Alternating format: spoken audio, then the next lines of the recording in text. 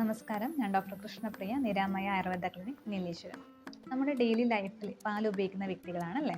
പാലിൽ എന്തൊക്കെയാണ് അടങ്ങിയിരിക്കുന്നത്, പാൽ ഉപയോഗിക്കുന്നതിൻ്റെ പ്രാധാന്യം എന്തൊക്കെയാണ്, എങ്ങനെയാണ് ശരിയായ രീതിയിൽ പാൽ ഉപയോഗിക്കേണ്ടത് എന്നതിനെക്കുറിച്ചൊക്കെയാണ് ഇന്നത്തെ വീഡിയോയിൽ സംസാരിക്കുന്നത്.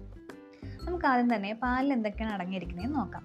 പാലിൽ പ്രധാനമായിട്ടും ധാതുക്കളായിട്ടുള്ള കാൽഷ്യം, ഫോസ്ഫറസ്, മഗ്നീഷ്യം, പൊട്ടാസ്യം, അതുപോലെ തന്നെ കെസിൻ എന്നൊരു പ്രോട്ടീനും അമിനോ ആസിഡ്സും, vitamin A, vitamin B12, riboflavin എന്നീ വൈറ്റമിൻസും കൂടാതെ ട്രൈഗ്ലിസറൈഡ്സും ഷുഗറുമാണ് പാലിൽ അടങ്ങിയിരിക്കുന്നത്. അതുപോലെ തന്നെ പാല് മധുരരസവും ശീതവീര്യവും ഗുരുഗുണവുമുള്ളൊരു ഭക്ഷണ പദാർത്ഥമാണ്. അതായത് ദഹിക്കാൻ വളരെ ബുദ്ധിമുട്ടുള്ളൊരു ഭക്ഷണ പദാർത്ഥമാണ് പാൽ.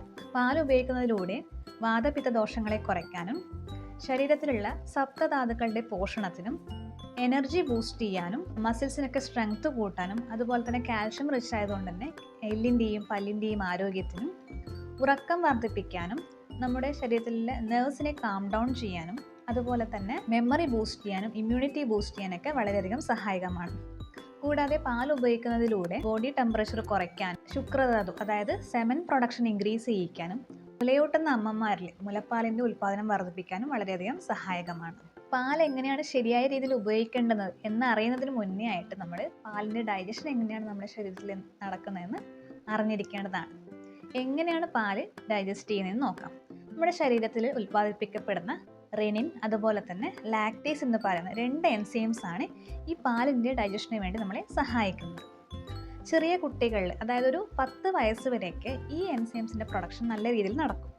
അതിനുശേഷം, അതായത് ഏജ് പ്രോഗ്രസ് ചെയ്യുന്നതനുസരിച്ചിട്ട് ഈ എൻസൈംസിൻ്റെ പ്രൊഡക്ഷൻ കുറയുകയും അതിനുശേഷം ഈ പാലിൻ്റെ ഡൈജഷൻ നമ്മുടെ ശരീരത്തിൽ സാധാരണ പ്രോട്ടീൻസിനൊക്കെ ഡൈജസ്റ്റ് ചെയ്യുന്ന പെപ്റ്റിൻ എന്ന എൻസൈം ഏറ്റെടുത്ത് നടത്തുകയും ചെയ്യുന്നുണ്ട്.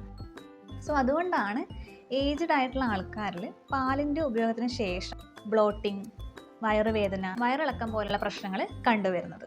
ഇതിനെയാണ് നമ്മൾ ലാക്ടോസ് ഇൻടോളറൻസ് എന്ന് പറയുന്നത്. ഈ പ്രശ്നത്തേക്ക് ഒഴിവാക്കിക്കൊണ്ട് നമുക്ക് ശരിയായ രീതിയിൽ എങ്ങനെ പാൽ ഉപയോഗിക്കാമെന്ന് നോക്കാം. ഒന്നാമത്തെ കാര്യം, പാൽ ഉപയോഗിക്കുമ്പോൾ നാടൻ പശുവിൻ പാൽ ഉപയോഗിക്കാൻ വേണ്ടി ശ്രദ്ധിക്കുക. അല്ലെങ്കിൽ നമ്മൾ വാങ്ങിക്കുന്ന പാൽ ഒറ്റത്തവണ ചൂടാക്കി ഉപയോഗിക്കാൻ വേണ്ടി ശ്രദ്ധിക്കുക.